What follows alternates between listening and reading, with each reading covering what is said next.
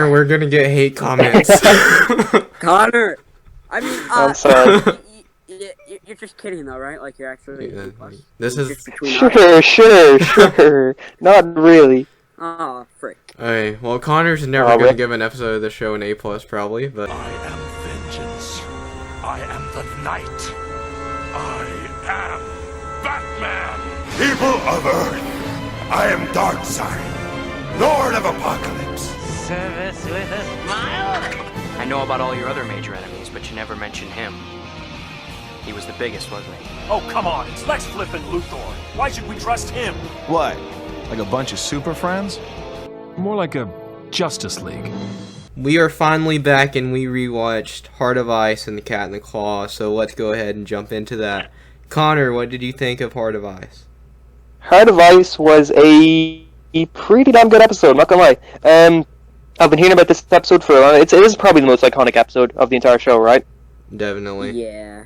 Yeah, it is the one that, like, years and years and years ago, I've constantly seen memes of this episode and, like, hearing about it and all that. The weapon thing that, like, the start of the episode was, like, around all that looked like a huge telescope. That was pretty funny. Freeze's voice is really cool. He kind of sounds like Arnim Zola from Winter Soldier when he's in the computer bit. I liked how Batman saved the thug and all that. The whole, like, people getting colds was really interesting because, of course, that would happen if Mr. Freeze is just going around making it winter all the time in Gotham City. Of course, people are going to get colds. That's something like Arkham City, and that doesn't show enough, is people getting colds. So I'm happy this episode did that. And then Alfred making Bruce some chicken soup, you know, like a good fatherly figure as he would. What is this? Knockout gas? Chicken noodle soup. It was great. And then we learned about Nora, obviously Victor's wife and all that, who's a huge part of his character. She's, you know, the reason behind why he does everything, so it was cool that this episode relied so much on that. I was happy to see him use this cold gun on first boil, because that guy was annoying me. And, yeah, it was good how Bruce was showing compassion towards Victor, like he wasn't just going to take him down like he was any other villain.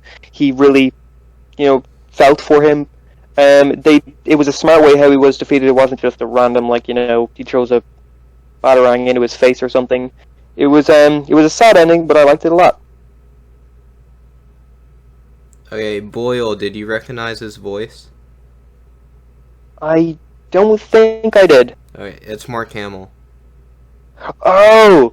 Yeah. Oh, that's cool, actually. When you know it's Mark Hamill, you can really hear Mark Hamill. Yeah. I'll need to go back and rewatch that now. Yeah, it was actually the first episode he voiced in because he wasn't Joker before that, but he went. Yeah, that's cool. He went back and revoiced. I knew it, but I knew that, but like I just I forgot. So it was cool. I was like, wait a minute, hold on, that's my boy. Yeah, he wanted to be part of the show, and he got that role, and then they decided to recast Joker, and they called him. They were like, yo, this guy's really fucking good. Put him as Joker.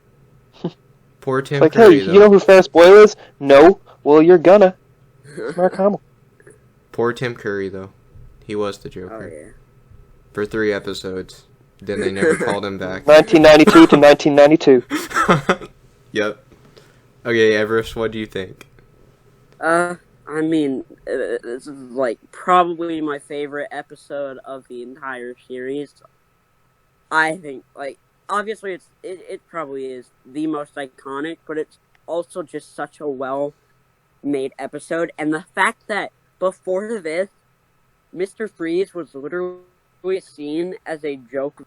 Like, he was possibly, like, D-list, C-list Batman villain. And to take him and put him in this episode and instantly kind of skyrocket him to, like, holy... damn, this guy is a great villain. And I thought that was insane to do it in like 22 minutes because you really do feel for Victor, and it does that so well by setting up his story with his wife. You're kind of just flip-flopping back and forth. Like, you want Victor to be happy, but also he's got a cold gun and he's shooting a bunch of people.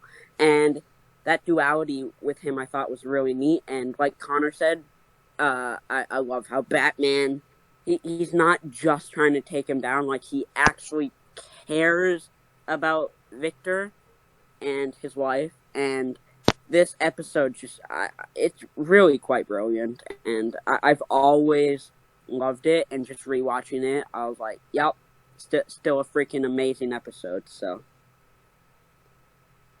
Yeah, the episode really reinvented the character of Mr. Freeze and made him just one of the best Batman villains of all time. And before that, he was a C-lister at best. So, Yeah. it's obvious why this episode is so iconic. It's probably the most iconic episode in the entire DCAU, honestly.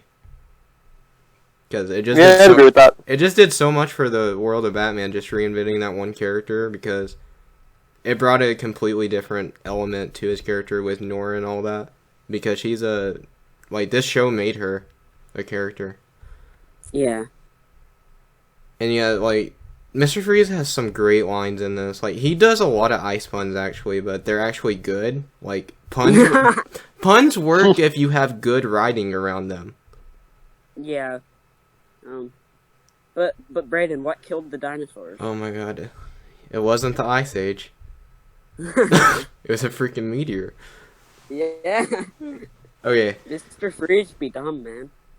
Well, not this No, Mr. Freeze. he's a genius. I never said this, Mr. Freeze. Chill He out. was talking about the God. Ice Age movies. Gonna need you to get all the way off my back, bro. He was This talking has about turned the Ice Age into movies. the Ice Pun episode of the DCAU Rewatch. And I also like how Mr. Freeze is one of those few Batman villains that acknowledges like Batman's detective work and all that, and he actually respects Batman. He's probably the only one other than Ra's al Ghul that I can think of that really shows him respect. Yeah, Yeah. that was cool. I did like that. Yeah, I really like that. Mhm.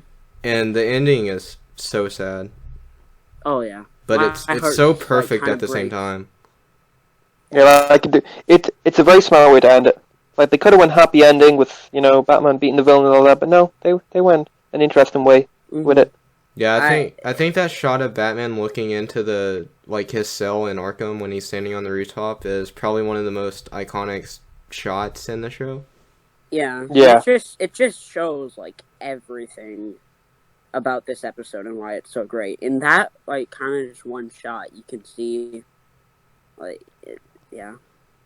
They do that a lot in this show, where the episodes end showing us the villains in their cell, which is a pretty cool thing. Yeah, that one Yeah. showing Batman there though, it kind of shows that he really does care about trying to get these villains rehabilitated and everything. Yeah, he Yeah. doesn't just want to keep he wants them to actually.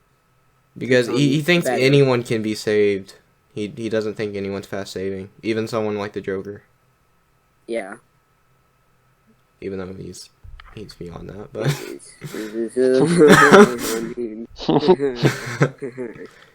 yeah, Ferris Boyle may be the biggest asshole we've met though in the show so far. Yeah, I didn't like him at all. I hated him. It's always the corrupt businessman that just suck more than anyone. It's like, you're worse than the Joker. Actually leave. At least, So you're the real Batman villain. at least the Joker is entertaining. Okay? Yeah, at least the Joker's Yeah, insane. He's mentally unstable. This guy's just a dickhead. Okay, anyway, let's go ahead and give it some letter grades. Everest, you go first. We'll save Connor for last. Because I'm pretty sure I know what we're giving it. I mean, you gotta go with the A+. Come on. Yeah, A+, definitely. Christmas Story A+, if I could do that, but... Okay, Connor, moment of truth. No, I wouldn't give it an A+. I'd give it an A. Yeah, Connor, we're gonna get hate comments. Connor! I mean, I'm sorry. you're just kidding though, right? You're actually Yeah, A+. this Just is... between us. Sure. Not really. Oh, frick. Okay, well, Connor's never Oh, gonna Rick. give an episode of the show an A+, probably, but let's move on to the next Hey man, episode. if it's an A+, it's gotta be absolutely perfect. Okay, like- whatever, Connor. Perfectest. Okay. Maybe you'll give something an A+ down the line. Anyway, let's Maybe, go on to we'll the see, next we'll see. episode, The Cat and the Claw. Ooh. So, Ooh. Connor, what do you think of this two-parter? It was good to see Catwoman, I guess, but I don't know. They could have a way better way to introduce her. I think it was weird because they gave her the weird 1940s Catwoman look as well. Like it wasn't even the more modernish version. It was the very weird kind of thing. Yeah, I'm not a fan Yeah, of exactly. like the gray costume. Nah, I don't like the costume at all. It's just not very nice. Like compared to the Catwoman costumes that came way later in animation, just in live action stuff, this one is definitely not very good. They weren't doing a good job of making me like Catwoman. Like she was very much a straight up villain in this, like not a lot like the anti-villain kind of stuff that she is later on in Batman related things.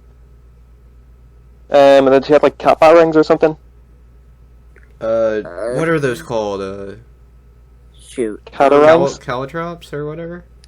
Yeah, maybe. Like the thing she put in the vent? Oh, yeah. Yeah, but it was something weird like that. I think they're called like calatrops or something. Kind of like tacks, but a lot sharper and bigger. Yeah. They're kind of like tacks, but no, they're not. Like tacks, but... They're almost like ninja throwing stars, like shurikens that you just throw on the ground. Yeah, they looked a lot, actually. Yeah. Alright, is that all you have to say about this, Connor? Yeah, pretty much. Oh my god. That's all Connor has to say about a 2-part episode. Okay, Everest, what do you think? You didn't even mention Red Claw, Connor. Oh, yeah. That was a plot point, wasn't it? What? That was a plot point, wasn't it? Yeah, that was a plot point. Like, it was a pretty big plot point. Yeah. No, I mean, I don't have that much to say either. I have always liked, Batman and Catwoman, personally, but, I mean, it definitely isn't the best representation of that. I think this is a good 2-parter, but I definitely wouldn't say it's on par with some of the other 2-parters down the line, and I do like seeing, like, Batman and Catwoman in that, but again, the costume is kind of weird, and I just feel like they didn't portray Catwoman as well as they could have. I think I used to like this episode a bit more, but rewatching it, like, it's good, but it's not, like, anything special for me. Yeah, I mean, besides, I don't even know what else to say. It's just kind of there. Yeah, that's how I felt. This episode kind of made me want to go watch Batman Returns. Just because of the Batman and Catwoman. Like, do you remember the scene on the rooftop when, I forgot what Catwoman says. She says something, or Batman says something, and she, like, turns away, and Batman goes up to her, "I'm sorry," and then she, like, hits him. Just like in Batman Returns. I'm like, man, I want to go watch this. I want to go watch that movie. It's better than this episode. Yeah. Yeah, like, I think the more I rewatch this episode, the less I like it. Because I remember liking it quite a bit the first time I saw it, and then, like, just each time, I'm like, it's not a very good episode, is it? It's just, I don't think 2 parts were necessary. Because there is a lot of filler. Like, I don't get why we needed 2 episodes for it. There's so much filler, and it's more a Catwoman episode than it's a Batman episode, and, I mean, that's fine, because, I mean, the show is for Batman, so dedicating an episode or 2 to one villain is fine, but yeah, Red Claw was a crappy villain. Oh yeah. No wonder she didn't make her way into the comics. And I don't know, like, it was weird. Like, you could tell it was like, if this was made today, they wouldn't make such a big deal about Red Claw being a woman. It's like, yeah, she's a terrorist and she's a woman. So what? Yeah. Yeah, they were pushing that one. Yeah, like, why are you making such a big deal that she's a woman? It was on the nose a bit, like. And as soon as Batman sees her, he's like, "Red Claw, a woman?"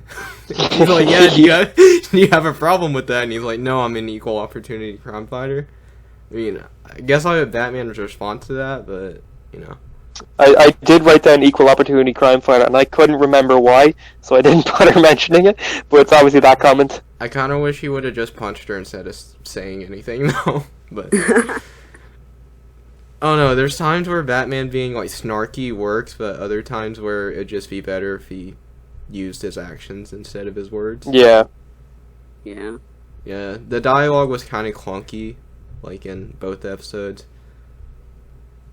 And Yeah, I felt like that too. I've never really loved Catwoman as a character, and this is probably one of... I don't really like this version. She's one of the few villains I don't care for in Batman the Animated Series. I mean, I think she's... There's like nothing's really done her justice yet. Yeah, I mean, I think... Yeah, she's in a lot of not good episodes, honestly. She is, isn't she? Oh, Yeah, this might be one of her better episodes, which is saying something. Oof. She's in some stinkers, Connor. Oh. She's in a couple... She's in one really good one. She doesn't have a massive role in that episode, though. Is it this one? No. Yeah, she didn't have a massive role in this episode.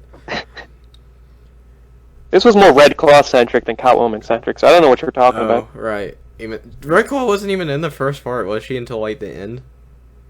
This is the Red Claw episode. This is called the Red Cat, or the Cat and the Red Claw, right? I just realized the claw already references her, so never mind. Might have well has been. Oh yeah, Red Claw gets taken down by like a panther or whatever, jaguar. I don't. Oh yeah, what was that? I don't know what kind of cat that was. Out of nowhere. Yeah, I think They're it. like, hey, we need this villain to be defeated. Was and Catwoman she's a like? cat. I don't know. So- Didn't Catwoman like talk to it earlier on in the episode or something? I don't know. I don't remember honestly. I watched this like an hour ago. Yeah. I don't know. It's forgettable. It's not a very good Yeah, episode. I don't think it's bad. I don't either, but I think it's one of the weaker introduction episodes for a villain, and part of that's probably because it's 2 parts and it just feels like it takes forever. Yeah. Yeah, plus if they're going to give a 2-parter to a villain, I wouldn't choose Catwoman as one to give it to. Yeah, I wouldn't either. I don't know why they gave her a 2-parter. Because, like, Catwoman's a very small scale, like, kind of villain. She can be done very, very well in, like, these small little things, but, like, yeah. See, the thing is, Catwoman's at her best when she's, like, working with Batman, I think. Yeah, it depends. Some things can make her an anti-hero well, like where she's pitted against Batman. Yeah. I don't know, I think Batman Returns does it best, honestly. I love that movie. Okay, let's go ahead and give this some letter grades. Like, the episode focused around the Catwoman-Batman dynamic, but I just think it's been done better in so many things. Yeah. And Yeah. the DCAU usually doesn't get trumped by a lot of things, and it got trumped by a lot in that aspect. Okay, so Connor, what would you give this episode? C for Catwoman. Okay, nice. Everest, what about you? No, you go first, Brayden. Okay, well, I'm gonna agree with Connor, a C.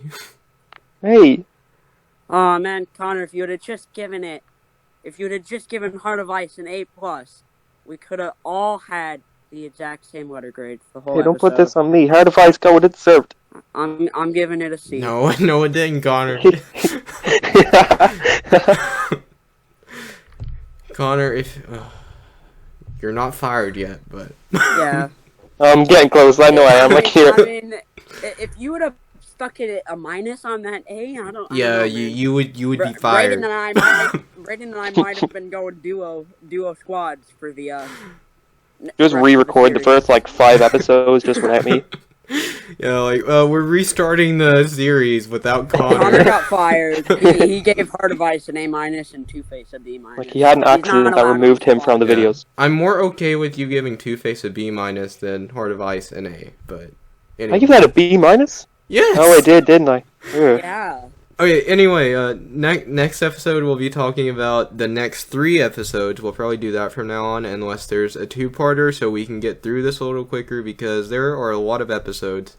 I can only beg your forgiveness and pray you'll hear me somehow. Someplace where a warm hand waits for mine.